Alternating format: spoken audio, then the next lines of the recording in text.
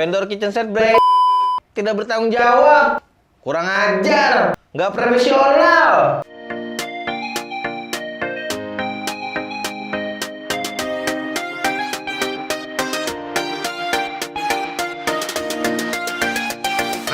Let's proceed with the first song.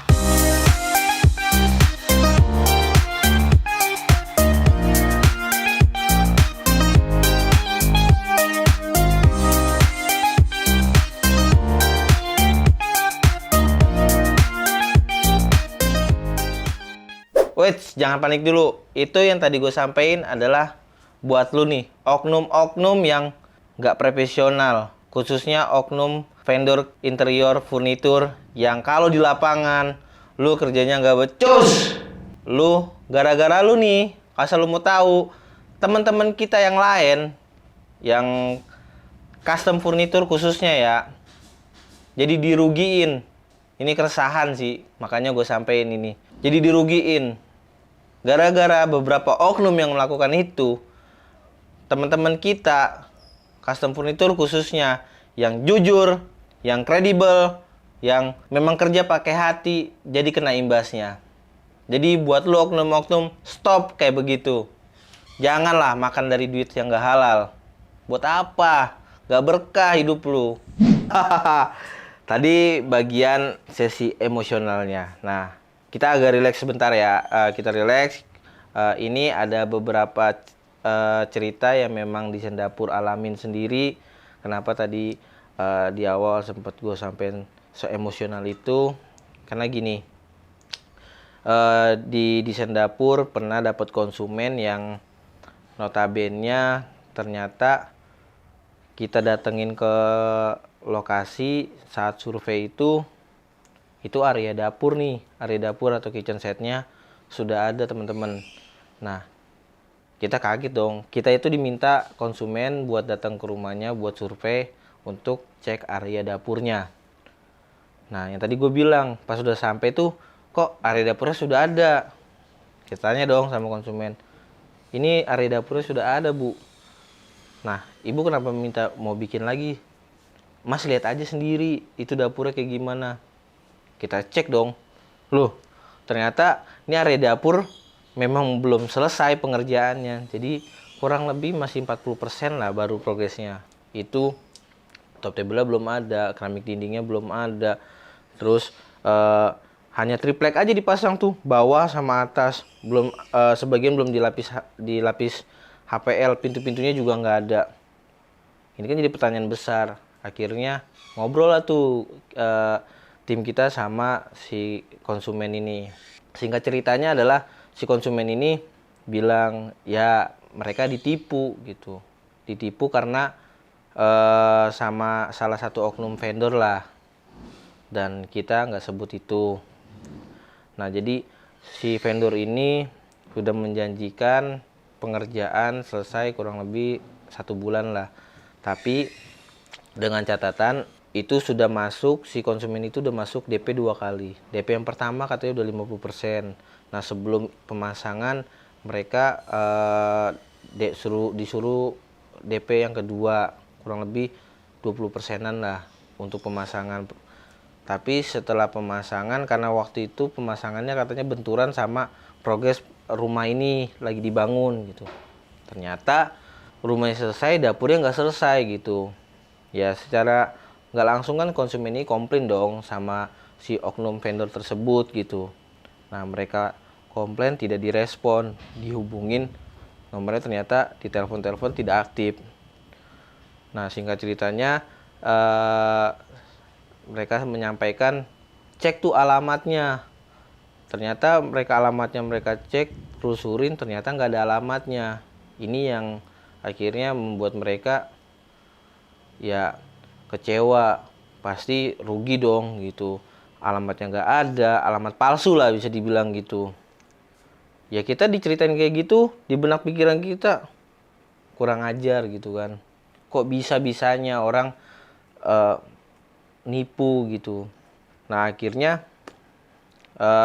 kita bilang sama konsumen, kita coba yakinkan juga sama konsumen, memangnya gini bu, kalau untuk baiknya ibu main deh ke workshop kita, ibu lihat deh toko kita, biar ibu bisa percaya dengan yang apa yang saya sampaikan di sini. Jadi di situ kita disuruh ngerapiin itu kerjaan, namun karena part-partnya banyak yang berantakan dan kita sampaikan, Bu, kalau ini kita lanjutin hasilnya nggak akan maksimal karena ini banyak part-part yang memang nggak sempurna gitu.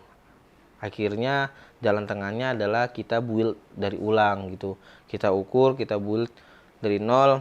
Gue bilang nih sama konsumen, saya layout ulang ya Bu, ibu kita diskusi aja deh perihal material yang mau digunain apa, finishing, terus konsepnya mau seperti apa.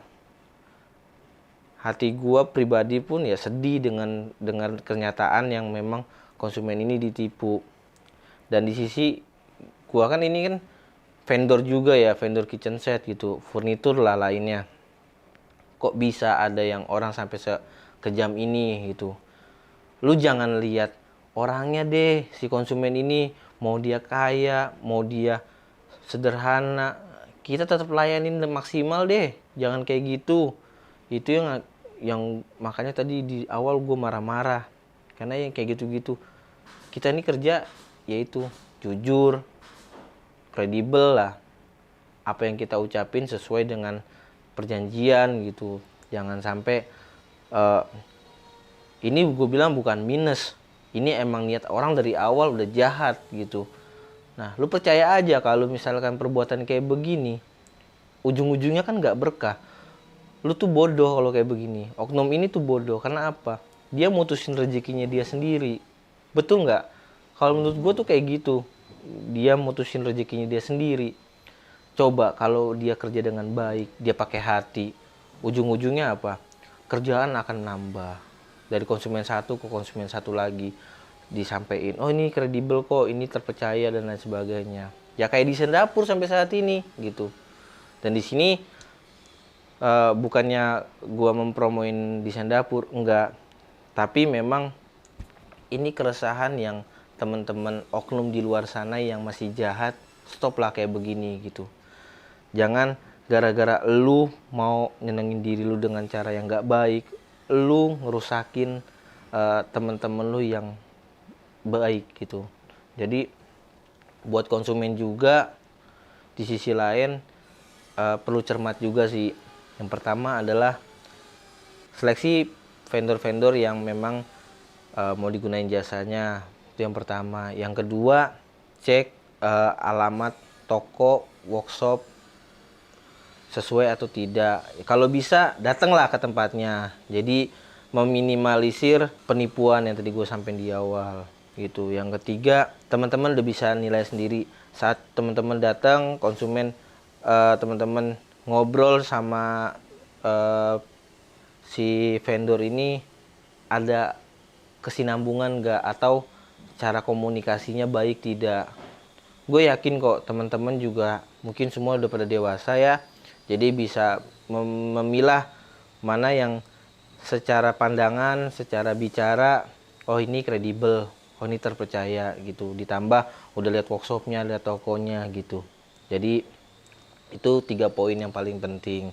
Nah, kalau ada workshopnya, teman-teman boleh lihat workshopnya, gimana sih progres pengerjaannya, timnya, lihat hasil yang dikerjakan seperti apa. Jadi ini yang mengurangi kecurigaan teman-teman sebagai konsumen gitu. Karena konsumen punya hak atas apa yang dibeli dan punya hak atas apa yang dijanjikan gitu. Tapi memang kenapa gue sampein ini biar teman-teman di luar juga nggak usah takut dan nggak usah khawatir.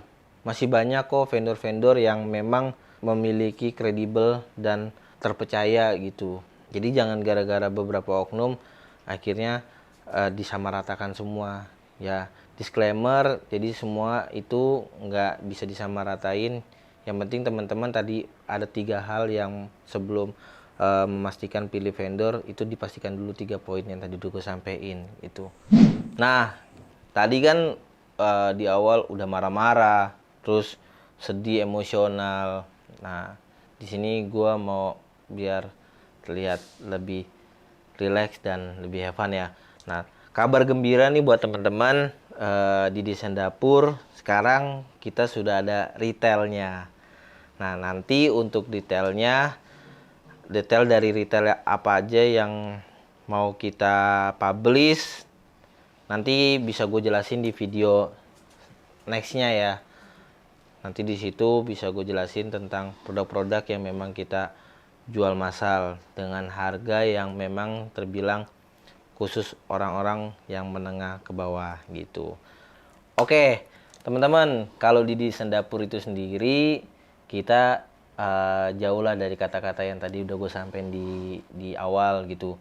Kita kredibel, kita terpercaya. Nah, teman-teman yang mau datang langsung ke toko dan workshop kita bisa datang ke sini. Nah, kebetulan juga ini saat gua lagi video ini kita ada di tokonya di Sendapur atau Jaya Lestari Furnitur. Jadi, teman-teman boleh atur jadwal atau konsultasi dengan tim kami untuk berdiskusi mengenai custom furnitur. Karena banyak produk yang bakalan kita tunjukin buat teman-teman semua gitu. Nah, buat teman-teman juga nih yang setuju dengan video kali ini atau mau komentar, bisa komentar di bawah ini. Nanti masukan teman-teman bisa kita saring atau kita bisa sharing-sharing lewat video. Apa aja yang mau kita bahas, teman-teman boleh kasih masukan. Jangan lupa like, share, dan subscribe YouTube dari Desain Dapur. Semoga teman-teman mendapatkan insight tambahan mengenai ilmu-ilmu dari custom furnitur lainnya dari kita gitu. Khususnya dari Desain Dapur. Buat lo teman-teman di luar sana yang tertarik sama video ini dan ada masukan untuk ide buat apalagi konten selanjutnya, sampein aja di kolom komentar di YouTube-nya kita, Desain Dapur ID. Oke? See you, bye-bye.